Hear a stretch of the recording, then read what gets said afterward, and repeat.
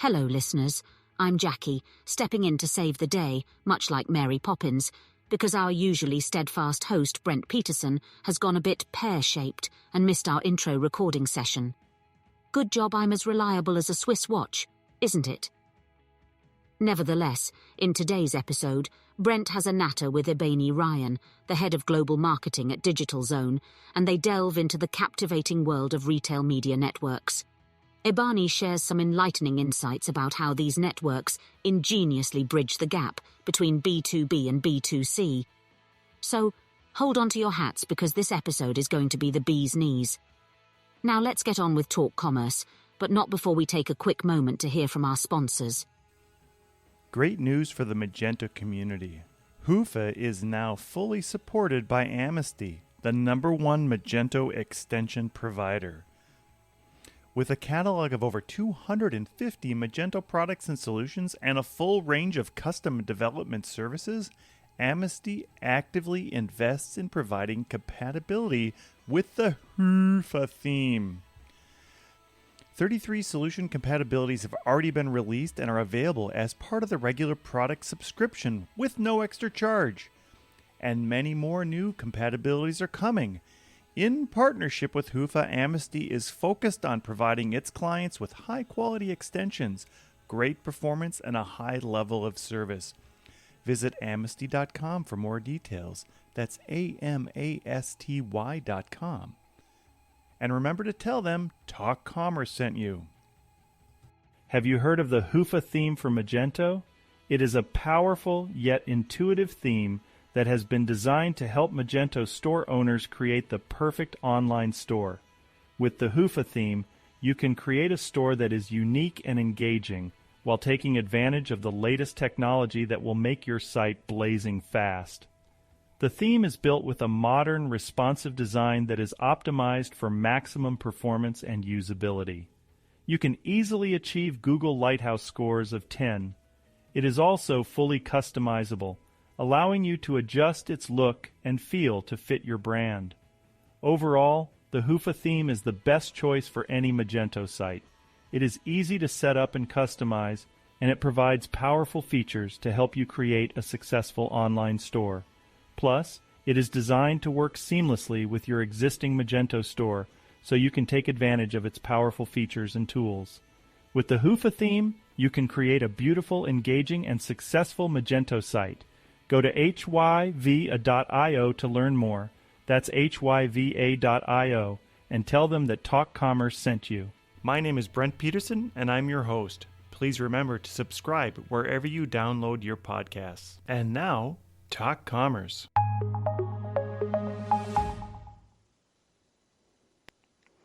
Welcome to this episode of Talk Commerce. Today I have Eboni Ryan. Eboni is the head of global marketing for Digitalzone. Eboni, go ahead, give an introduction for yourself. Maybe tell us your day-to-day role and one of your passions in life. Yeah, as head of global marketing, my primary role is to figure out how we create demand for Digitalzone and how we go to market, the positioning, what new market share we're trying to take this year, that sort of thing within all of the different regions. My primary focus is really AMER, but we are expanding this year into EMEA and APAC. So that's been the new areas that I've positioned my focus around. And as far as one of my passions, I honestly am a huge reader. I generally read about a book a week at least. And sometimes when I get real into a book series or something, it's usually 2 or 3 books a week. So that would probably be one of the passions right now, for sure. That's awesome. Yeah, you'd get along very well with my daughter, who's also a voracious reader. Can I say voracious? Yeah, I can say that. Eboni, you have been so kind as to volunteer for the Free Joke Project. I'm going to tell you a joke, and I'm going to guarantee it's not going to be funny. I shouldn't even say that. You may laugh hysterically at it. I don't know. But all you have to do is say, is this joke one that should just remain free on the internet, or do you think someday somebody should charge for it? So here we go. I'm an expert at picking leaves and heating them in water. It's my specialty. I would say That should probably remain free, or else maybe you pay people to There you hear go. it. I'm not sure. One of those for And sure, though. I have my T sweatshirt on today even. Okay, That's why I picked it. Yeah. There we go. perfect. Yeah, it's very English. All right, so let's talk about B2B and tell us a little bit about, you had mentioned demand for Digitalzone. Tell us about Yeah. Digitalzone and why you want demand for Digitalzone. Yeah, so Digitalzone is a B2B demand gen company. And so we partner with brands, with B2B brands specifically, to deliver high quality leads, or what we call MQLs, marketing qualified leads. And we do this all based out of our proprietary database of 105 million, 105, over 105 million business professionals in our database globally. So that's what we do at Digitalzone, pretty much. Great. And so would you characterize sort of your database as something similar to Zoom Info, but you're doing more of the work as opposed to somebody just getting access to a database and having to do it themselves?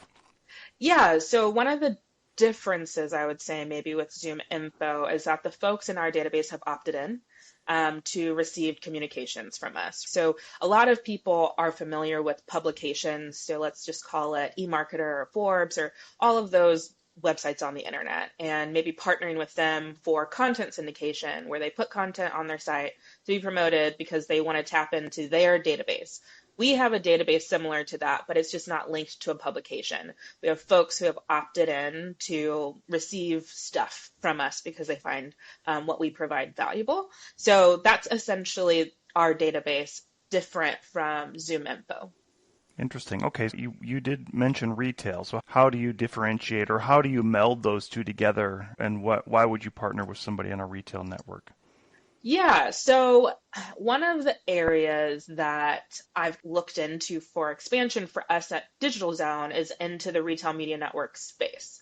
And so, one just fun fact about me, I actually come from the agency world, and the agency that I worked with previous Digital Zone is one of the OGs in the retail media network space. It's Merkle, global agency, and they really specialize in retail media networks. So coming from that space, I've seen so much opportunity within retail media networks for demand gen. So when you think of a retail media network, they are essentially a B2B business within a B2C brand. And oftentimes they're supported by B2C marketers. And that's maybe if they're supported by marketing at all. And B2B is just fundamentally different marketing strategies and tactics than B2C. And so I've seen often a bit of a struggle with the B2C marketing team, the brand team supporting the retail media network. So one of the other reasons why it's a perfect fit for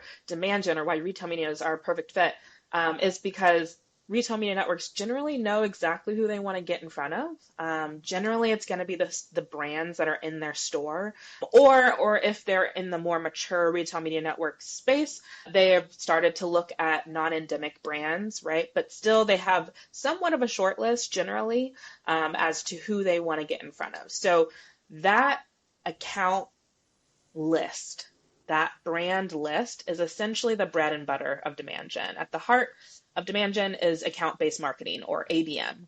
And if you have your list of people that you want to get in front of, we can marry up that list to our database and get you in front of them. So that is where I feel there's this specifically retail media opportunity within the demand gen space. It's this kind of the new B2B kids on the block is retail media networks. Give our listeners the one on what you mean by a retail media network, and Okay. maybe just walk us through a scenario how that would look to, say, a merchant who is a B2B merchant and they would like to start working with you. Yeah, okay. So retail media networks are fun because they are essentially let's say they started with retailers. They've now gone out to expand into other industries within B2C, but they started with retailers, which is why they're probably called retail media networks. So let's take one of the big ones, which is Target. Most people are familiar with Target. And when you go search something on Target, say one of my kids has a cold and you want to search cold medicine, generally you're going to get your search results on target.com. And those search results you can pay just in the same way that you pay to play on Google, right?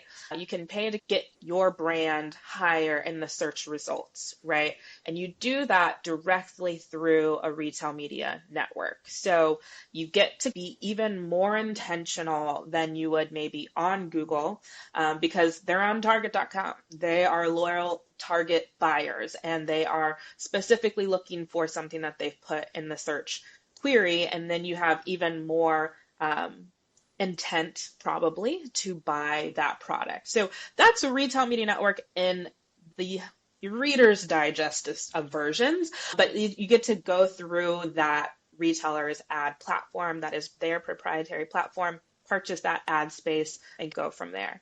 And so that's where it becomes B2B, because you are seeking out brands, you are seeking out businesses that should be advertising on that retail media network. Now, like I said, most of the retail media networks know the brands that are in their stores, right? And generally the top 100 are inevitably going to be investing in those retail media networks. They're going to be trying to vie for those placements. So that's where the business buyer would come to a Target or another retail media network and want to buy from them. So that's where that overlap of business and consumer comes into play. Got it. So maybe explain that, and that's great. Thank you so much for that explanation. How would then the B2B user use that consumer data for their needs? Yeah, so the data that you can get from a retail media network is a bit of a gold mine. Data in general, it's harder to come by nowadays. And so any data, we need to use it to the fullest extent. So how they're interacting, what the search query was, what were the other ones that showed up, what the competitors were that showed up on the retail media network when they entered into that query. The other thing that's really interesting, or the other opportunity, I should say, for retail media networks is that they offer more than just search. Most of the buyers are going to go to search as the first place that they're going to buy from, but there's display, there's other options that they have on the site. And so there's a lot of just interacting within the media, what worked, what didn't work, the same kind of data that you would get from your average, all of your other media components, right? Like when you do an analysis of your search performance, there are different metrics that you look at to better understand your consumers, what they're looking for, and how they're making the decisions that they're making. All of that is housed in your retail media network in a little bit more of an intentional environment, because you've already captured them in the place where they want to be, which is that retailer, or the retailer they're already loyal to, right? So it's very similar to the analysis that you would do across your media buying to better understand the consumer, but just in a more niche spot. Okay, so then the B2B user has this data. How can they put that into, say, patterns to see how they can uncover trends that are happening with their users? Yeah, I think the biggest thing that you could do is look at bridging all of the media and all of the promotion. So within retail, you have shoppers, you have shopper marketing, you have merchants, you have all of the brand marketers. They're all vying for different parts of the pie within a retailer. And this is the digital data, right? So unfortunately, or most of the time, you're not able to track the in-store data in the way that you are able to utilize digital. It's one of my favorite things about being a digital marketer is that I just have so much information to go off of. In-store is just not as easy to capture all of those moments and what words the end or the consumer is using and looking for to get to what they need. You don't know that with an in-store visit versus a retail media interaction with the ads. It's a lot clearer what exactly they're looking for. Aggregating that data and sharing it across the different marketing teams within the retail or within the consumer brand is going to be very significant. The data is going to vary based on what you're investing in from a retail media network perspective, but there's a ton to go off of for all of those marketers, shopper, merchant, or brand, that will really have some insights to create a more meaningful experience for your consumer. So I'm going to say we, because I also was in the agency space before, but let's just say the agencies, the B2B brand would have multiple channels, or the B2C brand would have multiple channels, and let's say Target, Walmart, and maybe explain then how you're bridging the gap, and you're then aggregating that data for that B2B to help them understand how to be able to sell they're selling their products or their ads, and explain that part. Yeah, so the retail media network, so let's just say Target, because I've just used them as an example. Target is selling ad space on their website to the CPG brands that are in the store. What we would do from the B2B side is we would help Target get in front of the CPG brands that they want to sell ad space to. So that's the role, the B2B role that we're playing on behalf of the retail media network, is saying, hey, CPG brand, you should really do this. There's a lot of value in doing this. In fact, there's, like you've mentioned already, like all of this data that you can get when you advertise with us as Target, with them, not us, when you advertise on the retail media network. So that is essentially the dynamic that we're playing on the retail media network side to engage with the CPG brands. So again, CPG brands are traditionally B2C folks, right? But the retail media network is a B2B within that retailer, within that B2C organization. So they need to utilize the tactics, or some of the tactics, we'll say, that B2B marketers use to get in front of those CPG brands that they want to have buy on their platform. And this is, like I said, the accounts, if they have the list, we have the database and we can deliver that engagement with those different brands. So that's the dynamic of where we play within the B2B retail media network space. Yeah, and I think I'll frame it in a LinkedIn fashion, and you correct me if I'm wrong. You can apply a list of your potential customers to LinkedIn, and then you can have LinkedIn target those customers with your ad on the LinkedIn Correct. network, right? So you would see LinkedIn as sort of a retail media network, and you're targeting those brands. You're targeting whomever is on that list with your ad. Yep, that's exactly right. Perfect. So can we just walk through some of the, without you saying any names, can you give us some stats on how people have found success, how brands have found success doing this? On retail media networks? Yes. By using your service? Okay, so the retailers, the CPG brands are not the ones that we would have the success with. It would be really more the retail media networks, right? Mm-hmm. So the conversion rates. So let me think about how to put this the easiest way. So essentially, though retail media networks are generally going to be staffed with sales folks rather than marketers. And the top 100 brands that are in store are already going to be very much aware of the retail media network. They're largely going to be taxed to invest in the retail media network just out of the box. It's those 100 plus brands that are in the store that retail media networks are having a difficult time finding traction with. So we've partnered with retail media networks to help them to reach those 100 plus folks without having to use cold call outreach to get in front of those folks.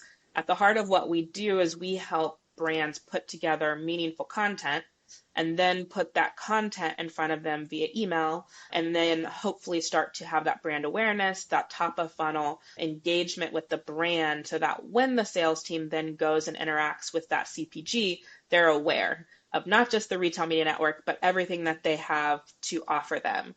And one of the other areas that we're helping solution for retail media networks is often, like I said, the brands are in the store and they're generally aware of the retail media network, but there are portions of the marketing department that might not be aware. A lot of the folks who purchase from retail media networks are shopper marketers or they're merchant marketers, but they're not the brand marketers. And what we've found is that those brand marketers tend to have bigger pockets. So the retail media networks are super interested in making new relationships with the brand marketers, which is another reason why us having that upper funnel awareness on behalf of the retail media network to get in front of those brand marketers is really important. So again, they're just, many marketing departments are siloed in their own rights. And so the brand marketers can often be siloed from those who are already investing in the retail media networks. And we kind of work to break down those barriers and make introductions via the content that's going to be most valuable to the brand marketer. So all around, we're not closing sales on our end, right? We are introducing people to each other through helping craft meaningful content and then putting that meaningful content in front of the people that they know already that they want to get in front of to hopefully expand the investment in the retail media network. So that's a little bit of how it works and why we've been utilized to fast track conversions of an investment in the retail media networks and to broaden the reach of the retail media network within the CPGs, even in the top 100. And then the other kind of piece of it is the bread and butter of retail media network is search. People invest in retail media networks for search, but as kind of research has shown, the amount of search inventory is limited. Like there are some niche things that people search, but for the most part, it's not Google, right? When you go to a retailer and you search, it's not Google. You're looking for very specific things, and very specific things are even used within the search bar. So retail media networks are needing to diversify their media offerings. The really mature ones have already done so, and the rest are catching up. But that diversification of their media product is also what they need to get in front of. Even the folks that they already have a relationship with, they need to get those things in front of them with like I said, meaningful content and the ability to reach into those inboxes from our database. Yeah, and I think from the perspective of the CPG, they're going onto these networks, right? Target or Roku or not Rokinon, whatever. I get the name wrong. But so do you see this market expanding, this whole idea of this marketplace where it's the Amazon-like marketplace, but it's with a brand like Target? I do see it expanding. It'll actually be really interesting, especially as we see the cookieless future come into play, right? Like with privacy legislation on the rise, there's all these walled gardens that are being created, and retailers or CPGs have a real opportunity to get in front of people where they know where they are. And so I think that's one of the other solutions that retail media networks provide is that first party data that is increasingly going away because of legislation, right? So they're able to offer first-party data in a way that will hopefully future-proof that for CPG brands. By the way, I love that word, walled garden. Is that your word, or is that It your is industry not term? my Because it is word. awesome. I so wish I could claim it, but no, it's totally industry jargon for sure. Excellent. So, Ebony, we have a few minutes left. If you could tell somebody, like, what should they be doing, or what are the trends we're going to see in the rest of this year, and maybe even the Q1 of 2024, what is it that the people that are looking at the retail media network should be looking at? What are the trends that we're seeing? Yeah, so in the retail media network space, going back to the B2B trends that are influencing the retail media network space, the majority of the B2B buyer today, and this includes buyers that are CPGs within retail media network target audience, right? They are increasingly millennial. I think one of the most recent surveys that I read was saying that the B2B buyer is 65% millennial or younger.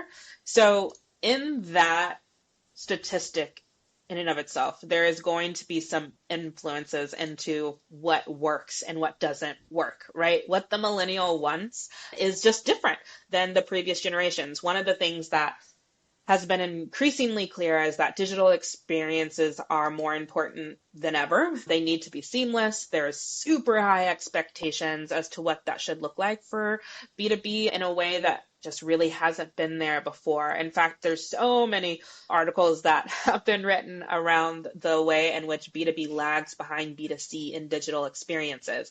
And millennial buyers are just not here for it. So B2B brands really have to step up their digital experiences for their buyer. And then I think the other thing that we've seen within the millennial B2B buyer is the absolute demand for transparency.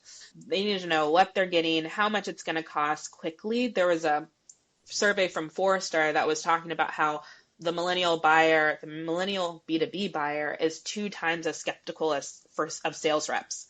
So marketing has to work harder on those perfect digital experiences. And when they do interact, they need to be transparent because there's a lot of skepticism around being sold to as a millennial. So that is, I think, a couple of the overarching trend is the millennial B2B buyer, and all of the ways in which that impacts the B2B market is huge. So that is, I think, what we're seeing on our side from as a B2B marketing team, and then also what we've seen across the retail media networks that we support is the B2B buyer, the millennial mind, and appeasing all of it that they want. I have to say that's super interesting to me because I think B2B has traditionally been baby boomers even still. They're retiring now, but there has been a big resistance from B2B to even think about anything in the digital space. Doesn't matter what channel you're in, B2C, D2C, whatever. So it is something that everybody needs to think about, that the older generation eventually, I hate to say it, but everybody's going to die at some point. And somebody else is going to take over, right? Yeah, it's fair. This is just life 101. And the idea of how different generations have different buying patterns. And if we're not up with that, if you're stuck in this mindset of, hey, I can't change the way I think, your buyer's not going to buy from you. Yeah. That's a great lesson in general to think about who is buying.